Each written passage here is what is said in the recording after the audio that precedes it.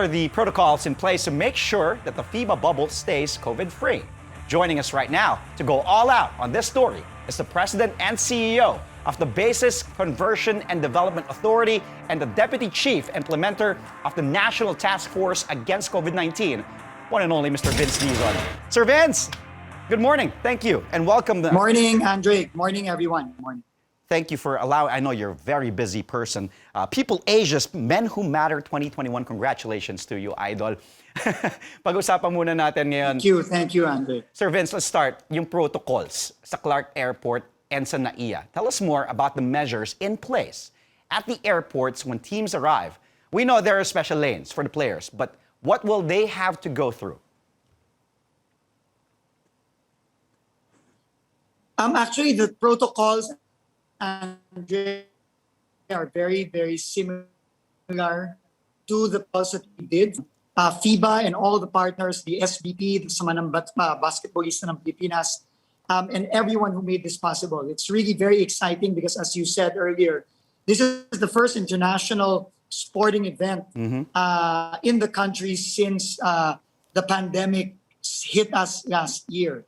So we're very excited, but at the same time, we're very careful and we're very prepared. The bubble actually starts from the point of origin, Andre. No? So dun pa lang sa panggagalingan nila sa mga iba't ibang bansa, sa Indonesia, sa Thailand, Korea, Chinese Taipei, Japan at China, nagsimula na doon. No? Ibig sabihin, kailangan na silang mag-testing sa panggagalingan nila, kailangan nilang mag-isolate sa panggagalingan nila, and tuloy-tuloy yung bubble hanggang sa paglapag nila sa mga airport natin, sa NAIA at sa Clark, and then dire-diretso sa kanilang hotel, sa Quest Hotel sa Clark, pati na rin dun sa playing venue sa Angeles University Foundation.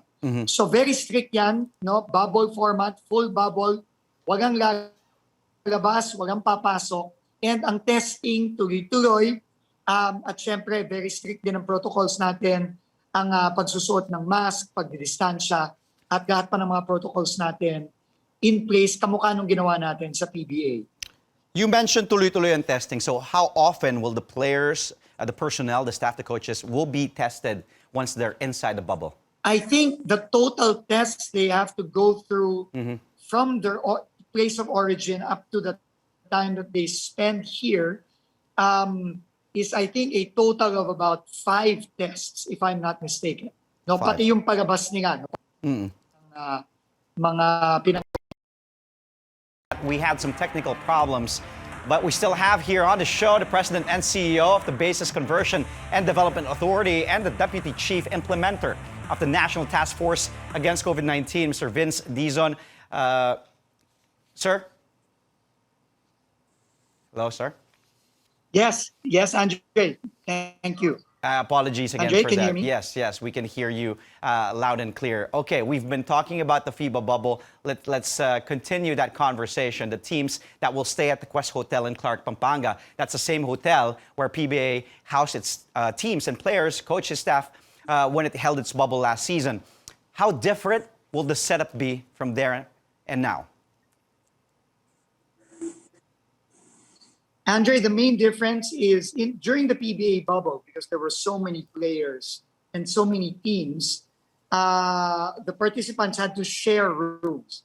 In this situation now, where we have less teams and less players, our guests will have one room each. No? So, kanya-kanyang kwarto ngayon. And it's also safer, Andre. No? It's also a way for us to make sure that we give a very, very warm and pleasant welcome to all our international guests. But everything will be the same. The hospitality. I'm sure you're very familiar with the hospitality of the Filipinos, especially the Kapampangans with their very good cuisine. No? So we will be providing the best food for them. But most importantly, is they will be staying for the next week or so in a very, very safe and secure environment in Clark. Will the teams be allowed to mingle with one another while they're at the hotel? Like, can the Philippine team? Okay. Yes, definitely. Okay. Definitely, because they will all be in a bubble, which includes the hotel and the playing venue. Okay. Now the games themselves, So yeah, those are go ahead. yeah. So you can see pictures there of the pool. It's a beautiful resort. They can play Oh golf. yeah. Um, and they can enjoy all the amenities of the resort. Fantastic amenities there at the Quest Hotel. Now, the games themselves will be held at the Angeles University Foundation Gym, also the same venue for the FIBA Bubble Games in the last season. Were there modifications done to the gym, considering this is an international tournament? Yes, I think there were, Mhm. which were taken care of by SBP, Okay. the team of President Sonny Barrios, and I think they've done a really great job in preparing the venue. But also important to tell our viewers is that there will still be no audience for the venue as approved by the IATF and its protocols. But of course, this will be aired on television and also via the internet. You mentioned the fans not being in the stands, but during the PBA bubble, may nag-viral yung vlog ni Joe Devance showing, the fans waiting for the players outside the gym just to get a glimpse of their idols. Yes. Siyempre, halos walang Sir Vince, yung social distancing. Now, what measures are in place to make sure that this doesn't happen during the FIBA window wherein, paglabas nila ng venue, fans can approach them as we see on our screens right now, yung picture taking. Yeah. Yeah, alam mo, paborito talaga ng mga kababayan natin ng basketball, kaya mahirap pigilan. Pero we've learned from that experience, and we're working with the city government of Angeles to make sure that this is in place. So we put in a lot of barriers. But, we still want the fans to be able to get a glimpse of their heroes, especially our Gigas team, which we're all rooting for. But we will make sure that we will protect the players and the people in the bubble, but at the same time also try to control and protect our fans. Now let's Pero say, mahirap talaga. Andre, mahirap. excited ang mga kababayan natin. Siyempre, FIBA Asia Cup yan. You see, players from different countries there. Lalo na yung Gilas nga, nandun. Let's say a player or a team breaks protocol. Sir Vince, is there a penalty as far as Philippine officials are concerned? Well, there are. No, there are. Of course, I'm not at liberty to tell you what they are. We don't want to make those public. But of course,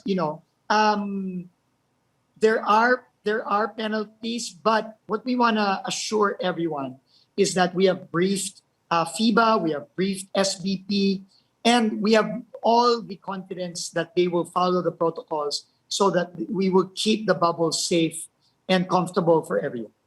Now, what happens if someone, particularly a foreign player or a delegate, tests positive?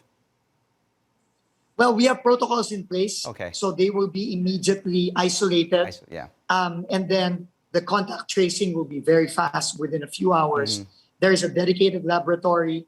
For the event, we are using both PCR and antigen tests to ensure the protocols are followed and the protocols are solid to protect everyone in the bubble. Where will they be isolated? Like just in case that happens, will they be taken out from the Quest Hotel facilities and be brought to we have designated a specific hotel in Clark that is a primary isolation facility. I see. Now, syempre, Sir Vince, ayaw natin lahat makancel yung FIBA window. FIBA Asia Cup to dito gaganapin. But what will it take for officials to call this off? Right now, I don't think it's going to happen, Andre. Any untoward incident can happen between now and then the 16th. But right now, it's all systems go. And in fact, I think they're starting to arrive on Sunday already. The teams are starting to arrive on Sunday this weekend. And then all systems go for the games to start on the 16th. You heard it from Vince Dizon. All systems go. Sir Vince, maraming salamat. Congratulations again for being named People Asia's Men Who Matter in 2021. Thank you. Mabuhay ka. Speak to you soon. That was Vince Dizon, the Ingat po president. lagi. Stay safe, Andre. Vince Dizon, the president and CEO of the Basis Conversion and Development Authority, also the deputy chief implementer of the National Task Force Against COVID-19.